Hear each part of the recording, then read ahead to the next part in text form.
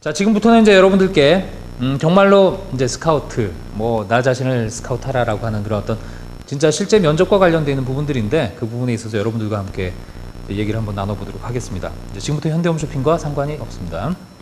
자, 먼저 보시면 이제 회사를 스카우팅 해야죠. 어떤 회사를 선택할 것인가. 제 기준은 그래요. 회사 이름보다는 미래 비전이 있는 회사를 선택하십시오. 두 번째는 본인이 하고자 하는 직무를 중심으로 선택을 하십시오. 그리고 세 번째는 연봉보다는 복리후생적 조건이 좋은 회사를 선택을 하십시오. 그리고 네 번째는 업무를 많이 배울 수 있을 것 같은 회사, 내가 열정을 가지고 일을 할 수 있을 것 같은 회사를 선택을 하십시오. 먼저 회사를 선택하는 게 여러분들의 기준이 돼야 될 거라고 생각을 합니다. 자, 한번 생각을 해보십시오. 나는 왜 그 회사를 선택했는지 한번 여러분들이 한번 생각을 해보세요. 아직 여러분들 중에 나는 어떤 회사를 선택해야 될지 여러분들 모르시는 분들이 계시다면은 이거는 상당히 심각한 일이 됩니다. 나는 어떤 회사에, 어떻게 내가, 어떤 업종에 내가 선택을 할지, 나의 적성은 무엇인지를 모르고 있다면은 굉장히 심각한 문제가 될 수 있어요. 이제 그런 게 이제 바로 여러분들이 이제 많이 얘기했던 묻지마 지원이라고 하는 게 거기에서 나타나기 시작합니다. 아까도 이제 안재영 선임이 얘기했지만 자기 선택과 집중을 하라고 얘기했던 게 틀린 말이 아닙니다. 저는 면접에 있어서, 취업에 있어서 가장 중요한 게 선택과 집중이라고 저도 생각을 해요. 저 역시도 그렇게 했었고. 자, 결국 스카우트 조건, 어떤 회사를 선택할 건지 하는 스카우트 조건은 결국은 같이 일하고 싶다라는 생각이, 내가 가서 일을 하고 싶다라는 생각이 드는 회사를 여러분들이 선택을 하셔야죠. 자, 기업은 이렇습니다. 필요한 사람을 채용합니다. 당장 써먹을 수 있는 사람, 필요한 기술을 가지고 있는 사람, 뜨거운 열정을 가지고 있는 사람. 기본이죠. 여기 보시면은 뜨거운 열정, 진짜 불 나고 있는데 집을 옮길 수 있는 그런 뜨거운 열정을 갖고 있는 그런 사람들을 기업은 필요로 하고 채용을 하려고 합니다. 여기에 맞는 딱 맞는 사람을 채용하려고 해요.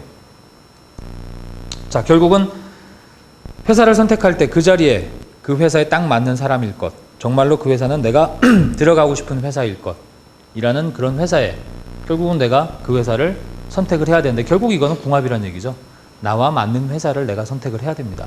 나와 맞지 않는 회사를 아무리 여러분들이 생각하고 선택해도 그건 여러분들한테 큰 도움이 되지 않고 여러분들 취업하는데 절대 도움이 되지 않는다는 거. 자, 나는 회사를 스카우트했다. 제 사례입니다.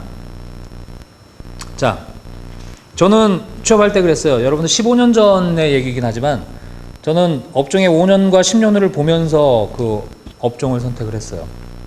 제가 있을 때가 80년대 말, 그러니까 제가 이제 90년대 초에 이제 취업이라고 하는 걸 생각을, 군대 갔다 왔으니까 90년대 이제 중반쯤 됐을 때 취업을 생각을 했는데, 그때 당시에 이제 그 가격 파괴라든지, 여러분들 이마트 할인점 지금은 굉장히 많죠. 이런 어떤 유통업체들이 이렇게 발전할 줄 몰랐는데, 그때만 해도 이제 막 가격 파괴라는 게 나오고, 유통, 물류라고 하는 단어들이 처음 나올 때였어요. 그때 제가 이제 하고 싶은 그 업종으로 5년, 10년 후에 많이 발전할 수 있는 그런 업종을 선택을 했었고, 제 적성에 맞는 업종을 선택했을 때 저는 유통이라고 생각을 했었고, 유통 중에서도 물류 쪽에 사실 저는 관심이 많았어요. 물류 쪽에 관심이 많아서 어떤 일을 했었냐면은, 사전에 그 전문 지식들을 습득을 한다라고 여기 표현은 되어 있는데, 제가 했었던 일은 3학년 겨울방학이 끝나고 그때부터 뭘 했냐면은 제가 스크랩을 하기 시작했습니다. 신문 스크랩을 했어요.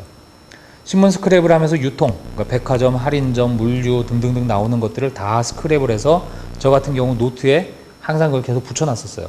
그걸 다 못 읽은 것도 굉장히 많아요. 붙이는 데 의의를 붙이고 그냥 붙여놓고, 잡지 같은 거보다 잡지 나오면 그 잡지 뜯어가지고 파일에 꽂고 꽂아놓고 이렇게 하면서 저는 1년 동안 1년 가까이 했죠. 면접 보기 전까지니까 최소한 6개월, 8개월 정도를 저는 계속적으로 스크랩을 했습니다.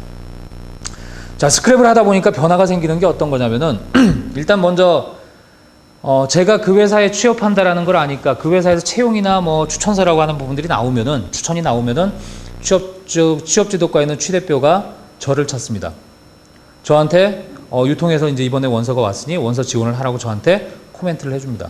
그리고 저는 이제 모든 제가 서류를 받게 되고, 제가 가서 면접을 보거나 그럴 때 저는 지금까지 한 1년 정도의 유통과 관련되는 무슨 어떠한 일들이 벌어지는지를 제가 다 스크랩을 했기 때문에, 저는 면접을 자기소개서를 쓸 때라든지 면접을 볼 때 한 번도 제가 밀린다라고 하는 생각, 좀 모자란다라는 생각, 부족하다라는 생각을 한 적이 없었어요. 특히나 그때는 취업이라고 하는 게 그렇게 어려웠던 시절은 아닙니다. 떨어져 본 적이 없습니다.